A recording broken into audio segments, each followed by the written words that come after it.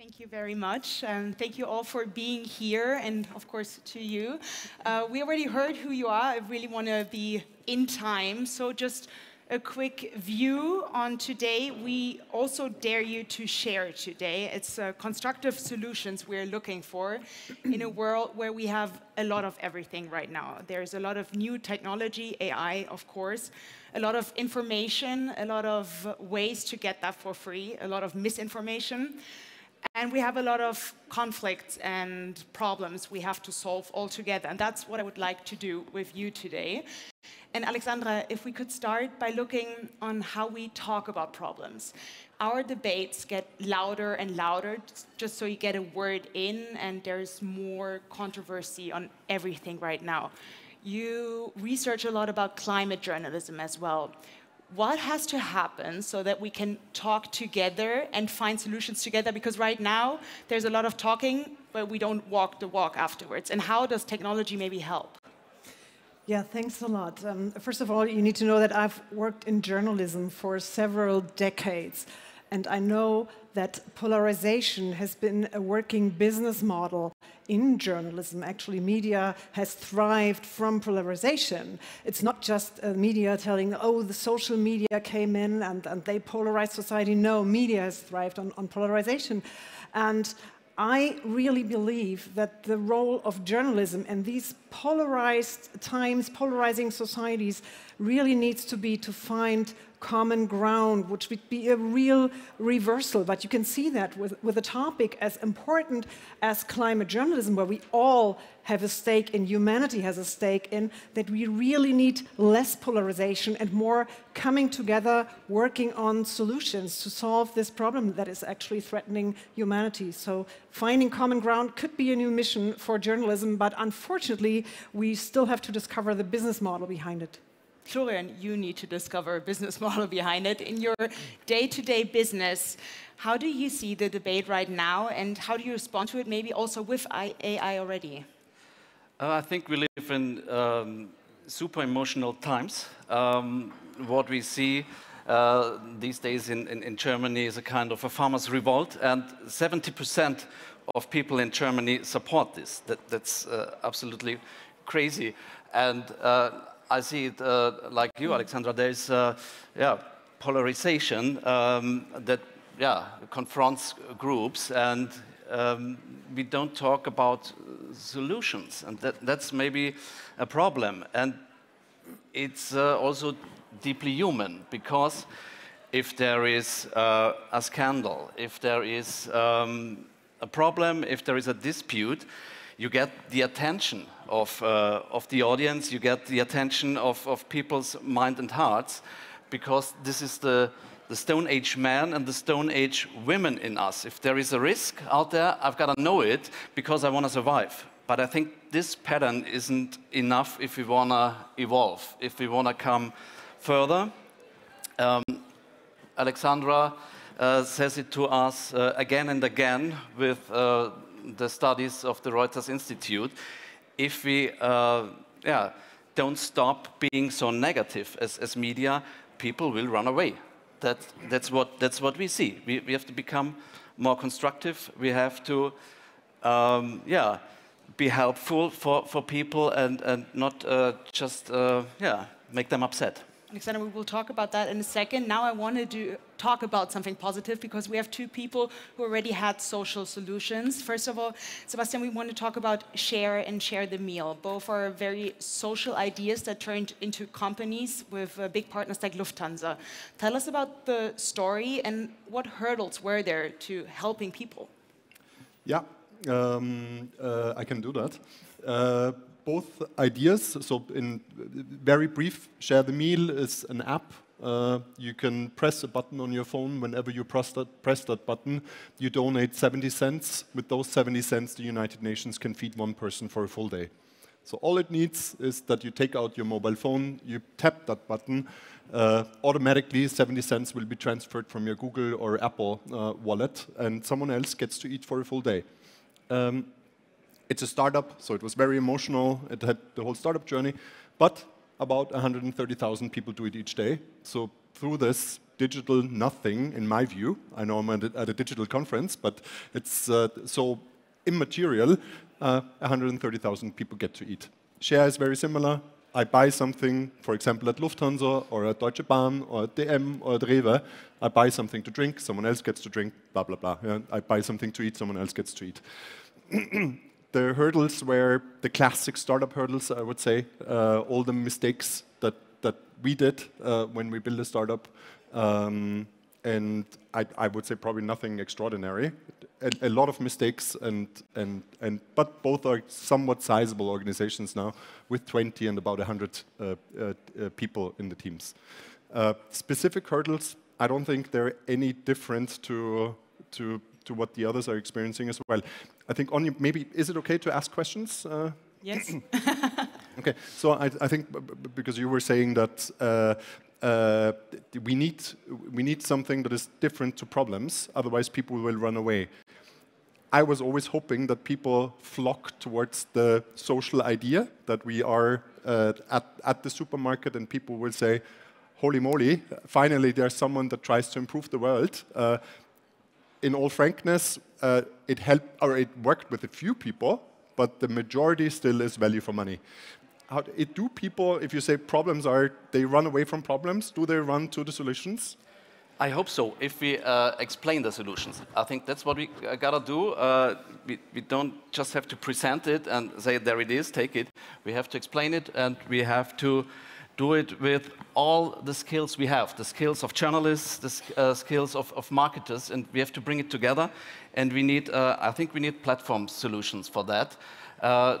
Bring people together, experts, scientists, journalists, and yeah, combine them behind one idea, then it can become bigger. Sometimes there's not a lot of time to help. It was the case 2021 when the flood devastated the Ahr Valley and with that all of Germany. Flutwein wanted to help in a very quick way. Tell us about the idea and how German law is not always helping to help. So basically it is attached to what we were speaking about before, the simplicity of an idea, and also how our world is moving and functioning right now in a time where media and news and consumption is just like an overload to our brains. We need to deliver messages which are extremely simple to understand. And after a catastrophe hits anywhere, journalism has I would say, big problem, because we see journalism in that case as a reporting tool. So you go there in a chaos and you are reporting, seeking for the stories. You guys might remember this picture of a dad holding the hand of his dead kid after the earthquake in Turkey and Syria.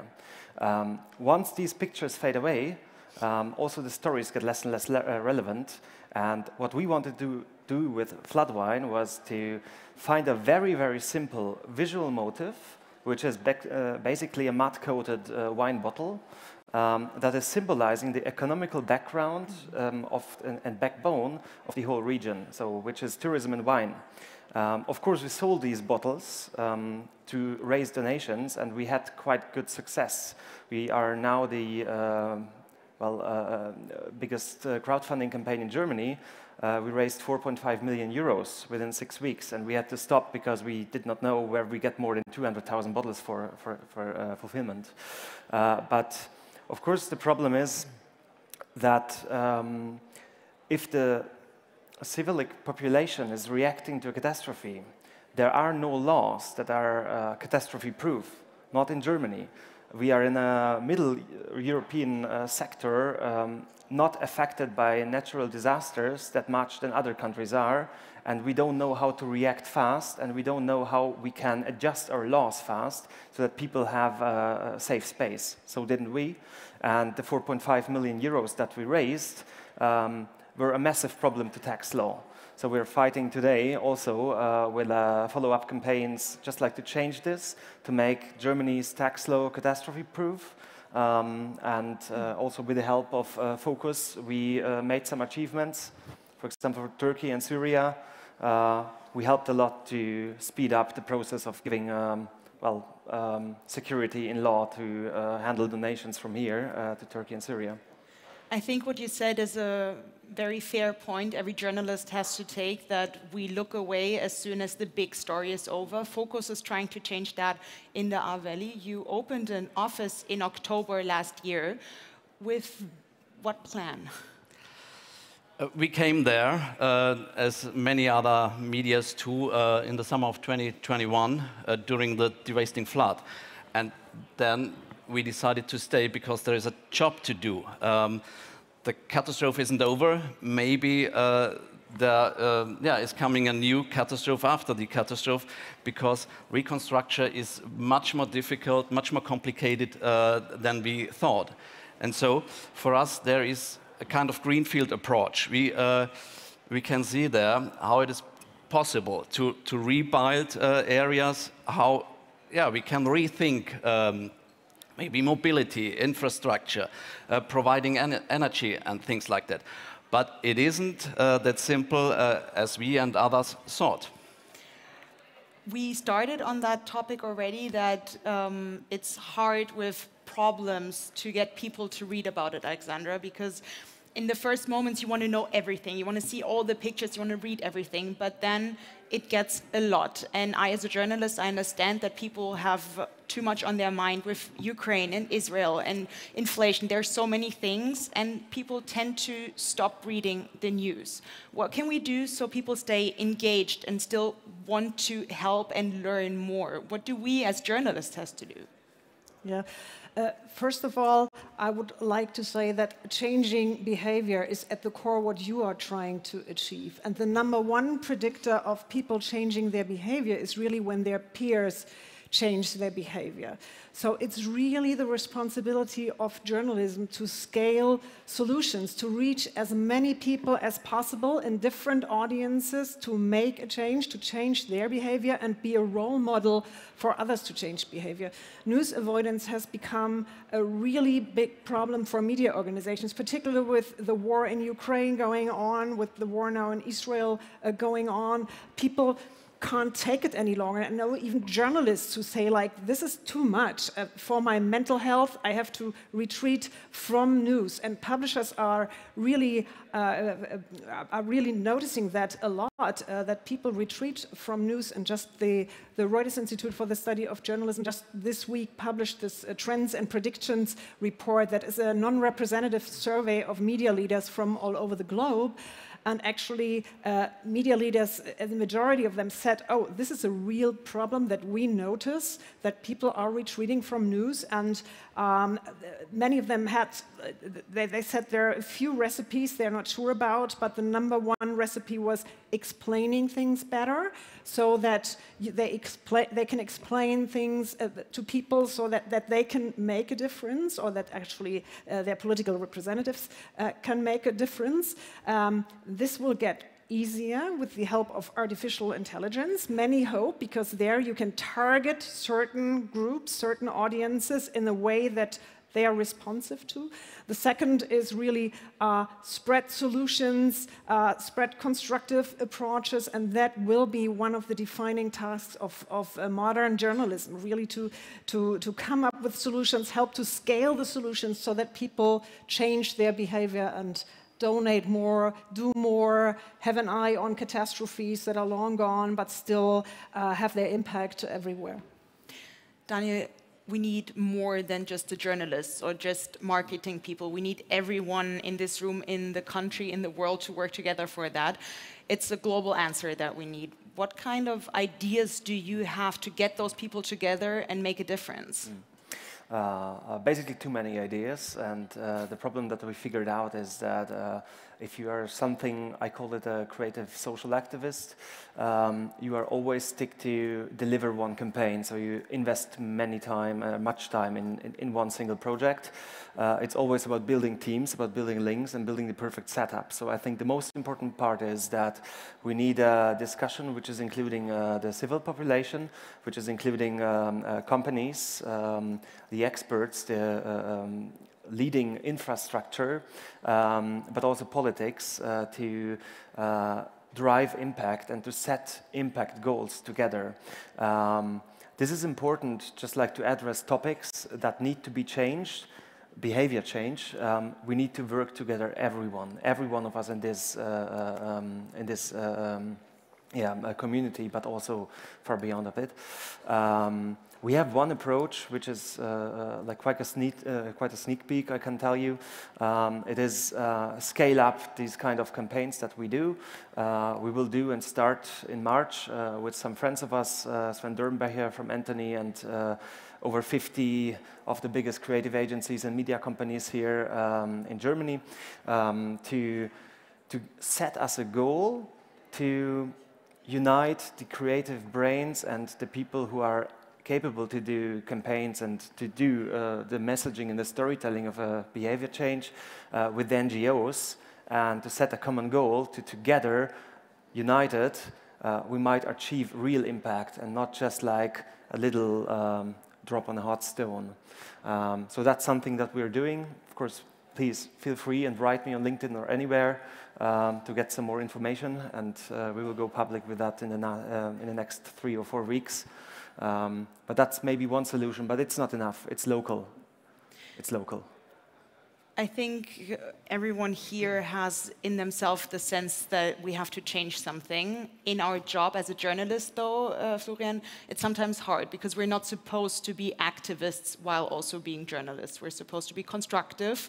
That's what we learned once. There's not a good cause we can stand behind as a fool as a journalist. So how do you think journalism has to work with it? And also, we started with the Constructive World Award in the beginning. Focus started this. How do you choose people who are doing this in the right way? Yeah, we talked about changing behavior, changing minds, but I'm not a fan of activating journalism that tries to bring people to new actions directly. I believe in a journalism that activates people thinking new.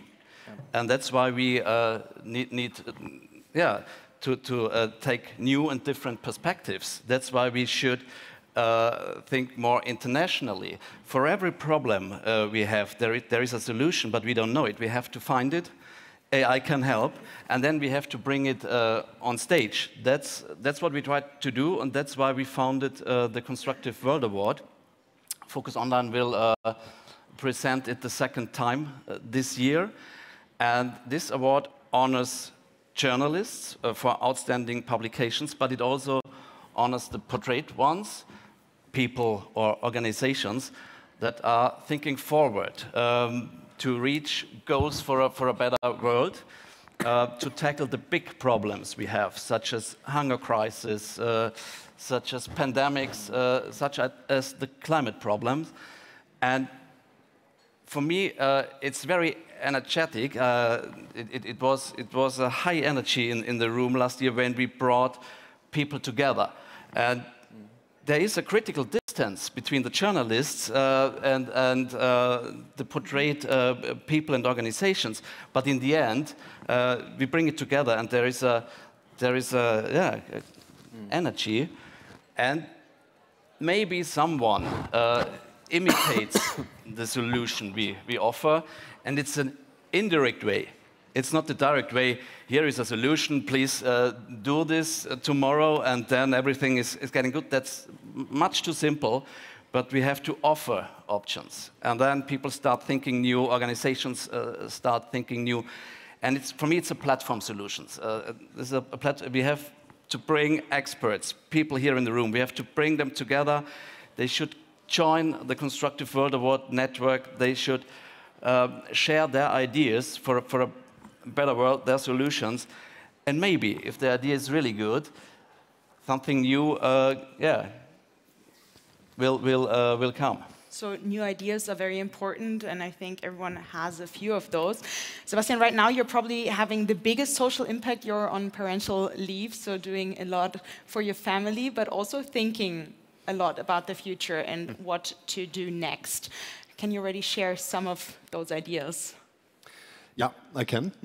So indeed, it's I think the best time of my life that I'm having, but it's already been 2 years. So our son was born about 2 years ago, and I've never had such a phase in my life where I wasn't as professionally engaged, and so I'm thinking a lot across many different dimensions. I would have almost tried to go into politics. For some reason that didn't work out. I think politics is a place where you can have quite a big lever. Now I will be most likely starting another startup. I think what interests me, I think what you described, this news avoidance and the lack of attention that we have, that's a big issue that we have. I think another issue that I'm experiencing is that society is becoming more and more individualistic. I believe individualistic, egoistic maybe, not necessarily because people are bad, but also because society pushes them to be that way. And another topic that is dear to my heart is Europe. When I was younger than I am right now, I really wanted to work for the European Union because I could so much identify with the values that it has: humanism, human rights, diversity and unity. I love the sentence. At the same time, I realize how difficult that must be. And so the quick answer is I would like to build a brand. I believe I by now have some experience in how to build brands.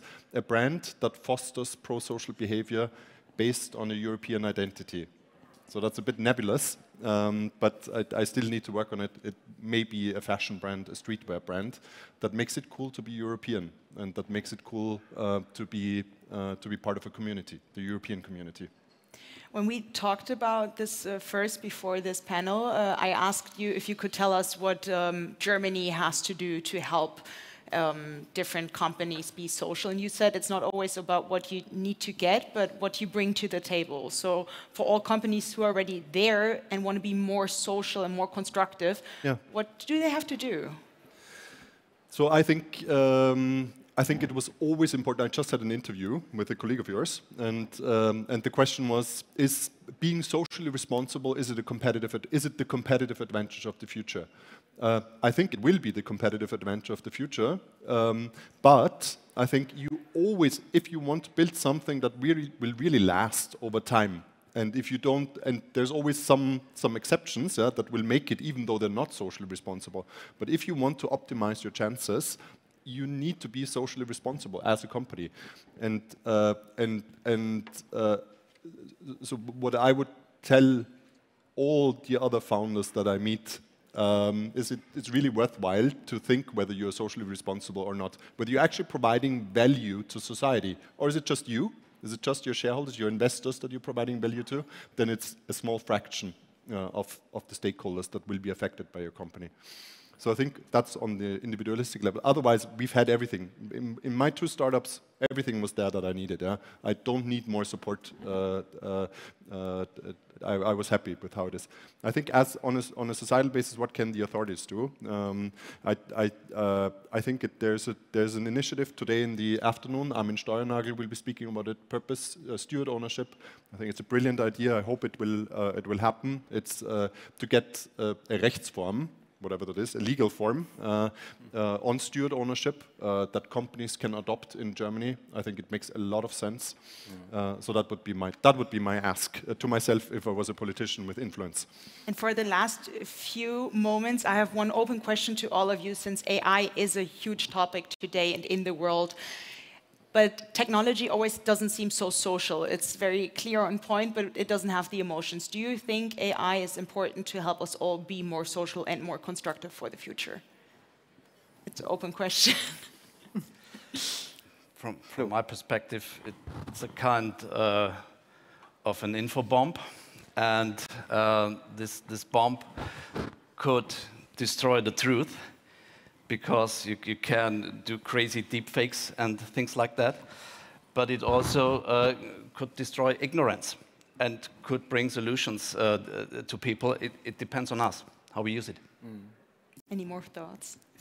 I think handling AI, we don't want to talk about the critical parts like populism can use AI and they are already using it, but it's so much opportunities to human behavior change. If we talk of an equals 0. We're talking about individual people. That is basically what we need to reach by AI. Deliver the messages that are able to educate people to the people who are capable of working with this message and thinking about it. That's something a human brain and a single journalist could never do. But AI can help us to deliver the story and the verticals of one story, of one thought to people, how they understand it. And I think there is a big chance to use AI for targeting the people with the things they are interested in, even if they are not. Thank you so much. That is our time, but now it's lunch, so you have a lot of time to speak about more constructive solutions. Thank you, of course, to you four, and thank you for listening and engaging. Thank you.